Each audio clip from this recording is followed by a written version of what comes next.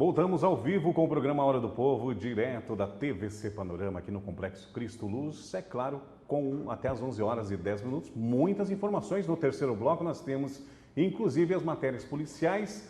Também estivemos no show de encerramento dos 140 anos da cidade de Camboriú. Parabéns mais uma vez à cidade de Camboriú. E nós temos ali como foi, né, os shows ali de encerramento que teve ali Gustavo Mioto, teve também Diego Ruiz e muitos camperaços subiu ao palco ontem e uma grande multidão lá para fechar aí o final de semana de aniversário do município, dos 140 anos do município de Camboriú, que nós também amamos tanto. 10h53, doutor Cássio hoje com a gente, advogado, falando a respeito de locação de imóvel residencial e comercial. Doutor, tem uma pergunta aqui também que os nossos telespectadores mandaram. Bom dia, doutor Cássio, bom dia, Dilson. O locador está exigindo fiador, caução. Ele pode fazer isso, doutor? Na verdade a gente precisa explicar um detalhezinho aí. Ele exigir o fiador ou exigir o caução, exigir uma das garantias locatícias ou até o seguro-fiança, ele pode por lei. O que ele não pode é exigir duas garantias, Perfeito. Inclusive constitui crime na lei do inquilinato. Então, assim, as pessoas elas têm muitas vezes a falsa ideia no dia a dia, vou exigir caução e ainda vou exigir um fiador. Não pode, isso é crime, está previsto na legislação. Você pode exigir apenas uma das garantias. Agora, se o proprietário optar por uma dessas garantias, é obrigação do inquilino apresentar essas garantias, sob pena de não conseguir alugar o imóvel. E também, inclusive, é importante explicar uma situação. Se vier a falecer o fiador ou acontecer alguma coisa que aquela sua garantia se perder, você também deve fazer a substituição, sob pena de você incidir no descumprimento contratual e, inclusive, poder ser despejado e pagar a multa contratual por estar descumprindo o contrato com o proprietário. Perfeito. Então, só é importante o detalhezinho de entender. Pode ser cobrado sim, só não pode ser cobrado mais do que um. Uma está no direito. Uma está no direito. Mais do que uma, daí é proibido por lei. Já é legal. Tá? Muito bem, 10h55, vamos aqui mais uma pergunta. Bom dia, doutor. O locador está exigindo, fiador, esse aqui eu já falei, o locador, doutor, está vendendo o imóvel que aluguei, quais os meus direitos? Aí é uma situação difícil, né, doutor? Sim, na verdade, o que acontece? Existe na legislação do inquilinato o direito do inquilino à preferência de compra do imóvel.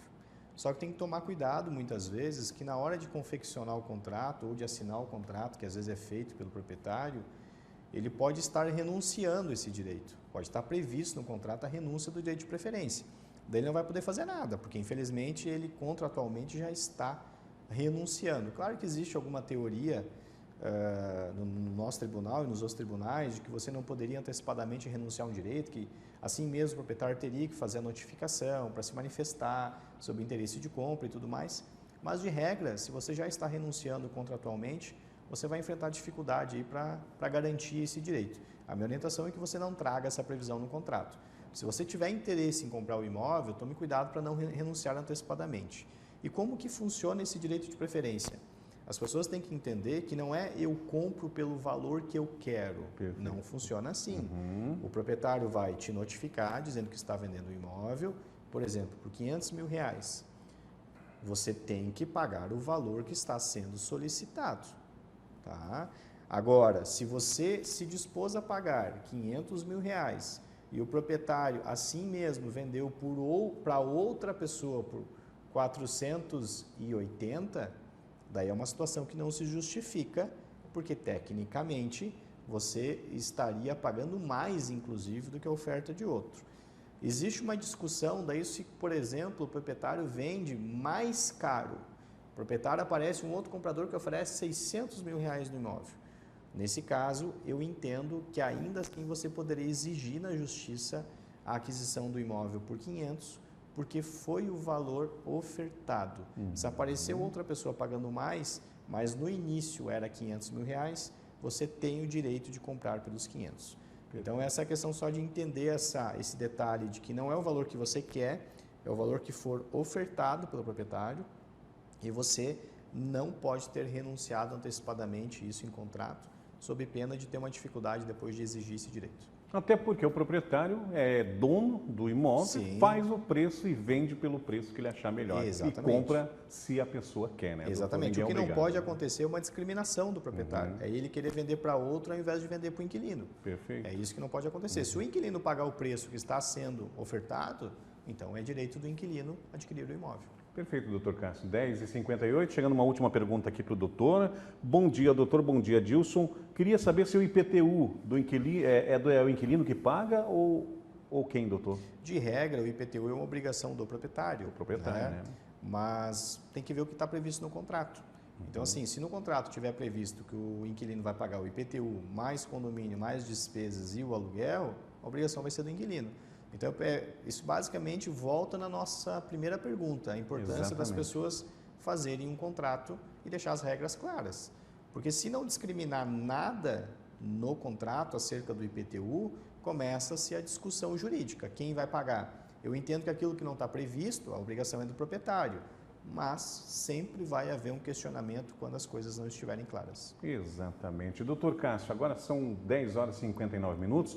Vou agradecendo a sua vinda na segunda-feira, sempre abrindo às segunda-feiras. O doutor já nos comunicou que em breve estará fazendo uma viagem para o exterior. Já desejo uma boa viagem para o doutor. Obrigado. Mas na próxima segunda-feira nós estamos aqui, né, doutor? Ao vivo e a cores, é isso? Perfeito, querido. Muito obrigado. Tá? Já antecipadamente pedi desculpa pela ausência no mês de maio. Aí, Tranquilo, passar um tempo doutor. fora, mas estarei sempre que possível aí na segunda-feira trazendo um pouco de informação.